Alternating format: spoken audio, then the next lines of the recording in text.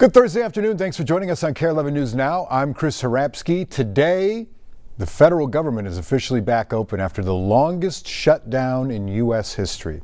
That bill passed the U.S. House 222 to 209, with 6 Democrats voting in favor and 2 Republicans voting against. And overnight, President Trump signed into law this bill ending that 43-day shutdown. But it'll take some time to get things back up and running. Michelle Beck is here with more. Looking now at how it'll trickle down, let's start with this food assistance.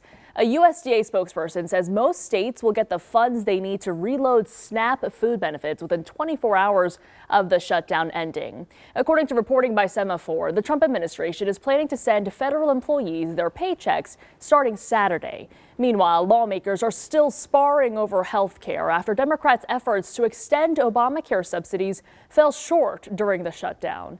Senate Republicans said they would bring it to a vote by sometime next month. Leaders in the House, however, haven't made that promise. I'm not going to guarantee a vote on ACA unreformed COVID-era subsidies that is just a boondoggle to insurance companies and robs the taxpayer.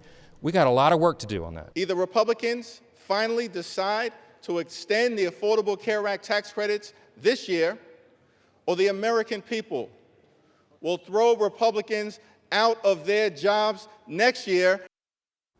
Back to those immediate impacts. With those paychecks going out again, financial experts say to first take stock of things like paused payments. Also consider setting aside even a small bit of every paycheck so that your savings can help you during the next unexpected crisis. Back to you. Thanks, Michelle. Today, the effects of the government shutdown are still felt across the U.S., especially at airports. FAA announced it will hold flight cancellation at 6%, while it continues to assess whether the system can gradually return back to normal operations. NBC's Sam Brock has the latest. It has been an incredibly bumpy last month, a month and a half for travelers, but it appears finally there could be some stabilizing in the works. This after the federal government came out last night and Secretary Sean Duffy for Transportation and said they're going to cap the flight restrictions at 6%. Was supposed to go to 8% today and 10% tomorrow. That is no longer happening with the shutdown deal now in place. The question becomes, will that lead to a scenario where enough controllers are coming to work and not calling out because of what's happening in Washington that the volume can resume? They're sort of taking a wait-and-see approach right now. We start the day with roughly 1,000 cancellations nationwide, but in terms of the individual numbers at airports, we're at Newark right now. It's about 75 flights, or roughly 6%. O'Hare has the most at roughly 100. Atlanta Hartsfield Airport also has around 90, 95 cancellations, but those figures were orders of magnitude higher just a couple of days ago. And perhaps most importantly, the delays have really been minimized. 500 nationwide right now. It was 6, 7, 8, 10,000 a couple of days ago, and things are moving smoothly behind me. It is worth noting the staffing triggers were really what was at the heart of all of this. A lot of controllers that weren't getting paid for weeks, really, a month and a half, calling out sick, and it led to volume having to be reduced at airports nationwide. Secretary Duffy says it peaked at 81 last Saturday, then it was down to 11 on Tuesday, 4 on Wednesday. As of this moment, there are not any staffing triggers nationwide. If that trend line continues, you can likely expect to see things resume to normal in the coming days.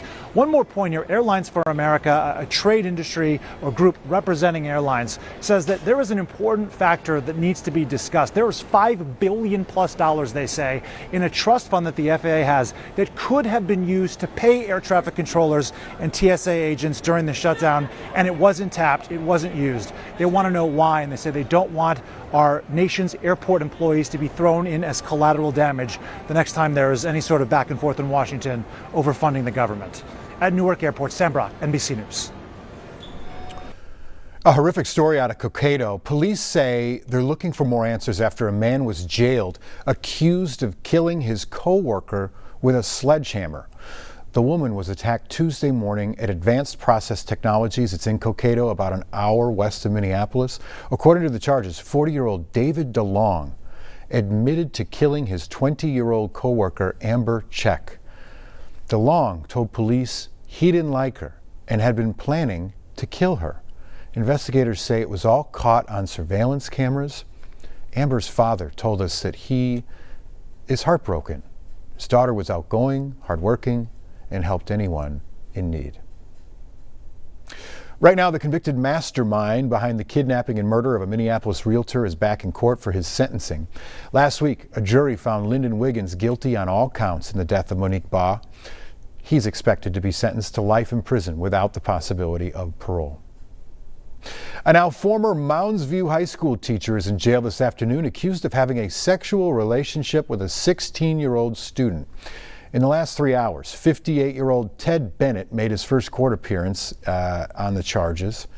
He's accused of engaging in multiple forms of sexual contact with the student, including at least once during the school day.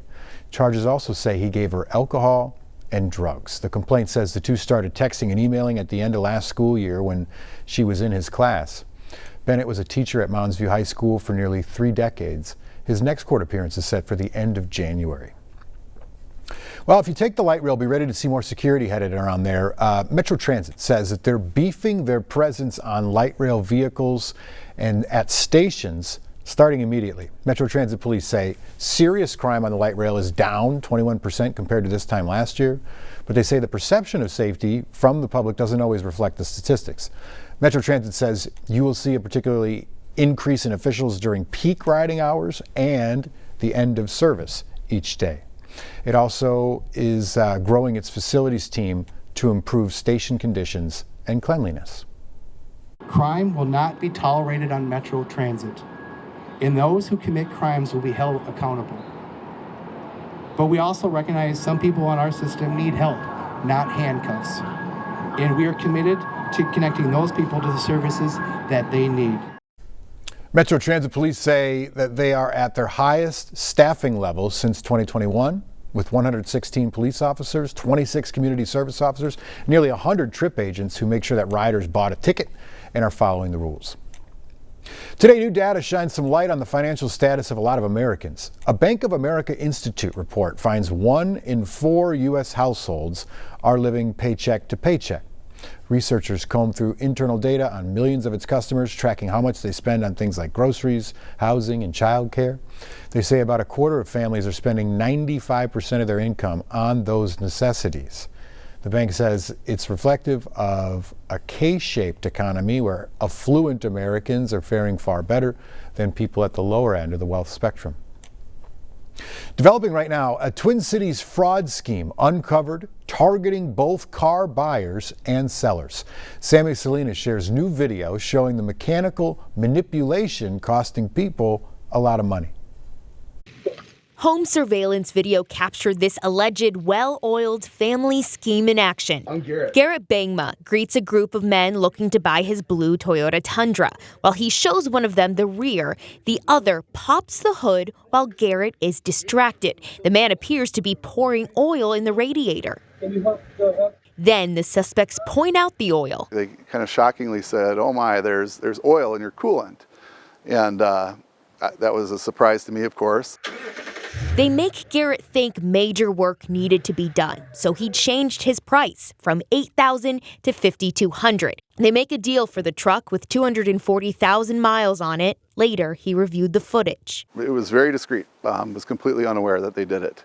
And to the point where, I didn't believe it had happened until I saw the video myself. Eventually, his truck popped back up on Facebook Marketplace with 100,000 fewer miles on the odometer than when he sold it. The post says, "This well-maintained jewel has never let me down. I have driven it all over the country." Police identified 5 relatives, all with ties to Romania, as defendants in the case. Garrett recognized some of them. St. Croix and Hennepin County detectives worked to find Garrett's car at a North Minneapolis home, along with a number of other vehicles with odometers turned back by hand. Court paperwork says the suspects left that location and took their cars to a new home near Como. Law enforcement got a warrant to search the home. They found 6 vehicles with altered mileage and $53,000 in cash. Yeah, no, they knew what they were doing. They absolutely knew what they were doing. Sammy Salina reporting there. During that search, those 5 men were arrested and then released.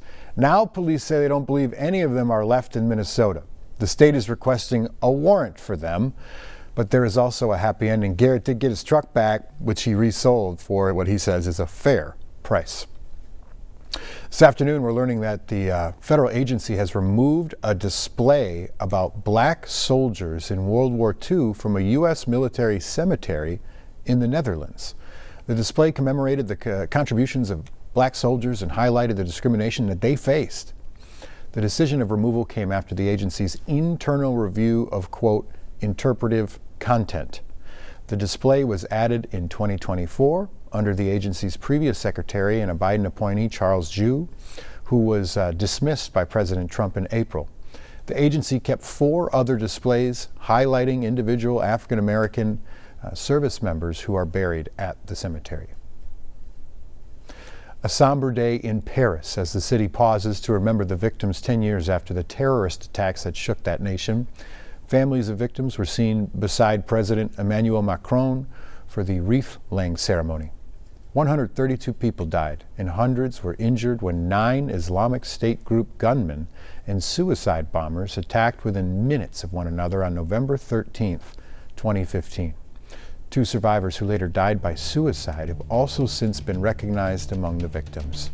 The attacks reshaped the nation's sense of safety, hardening security measures in the years that followed. Stick with us. We got more news, we got more weather coming up after the break.